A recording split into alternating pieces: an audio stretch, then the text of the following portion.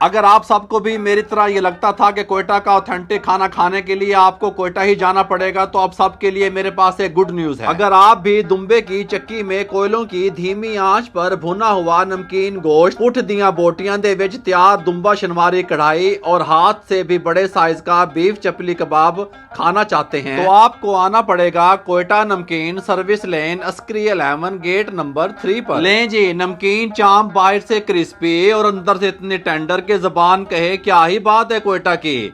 मक्खन की तरह मुंह में घुलने वाले बीफ चपली कबाब और फिर बारी आई कोयटा नमकीन की असल पहचान दुम्बा शनवारी की, जिसको हमने इनकी स्पेशल लाल चटनी में डबो डबो कर खाया। और अब थी बारी काबली पुलाव के नीचे दबी हुई चिकन सज्जी की। मैंने चम्मच हटा दिए और हर निवाले को रायते में नहला नहला कर खाया। क्या ही बात है। फिर हम पहुंचे कोयटा नमकीन की रूफ टॉप पर, जहां पर फैमिलीज के लिए दीवान सीटिंग भी अवेलेबल है। और फिर यहां बैठकर हमने पिशावरी कहवे के साथ गर्मा गर्म गुलाब जामुन एंजॉय किए। मुझे दीजिएगा इजाजत, टाटा बाय बाय।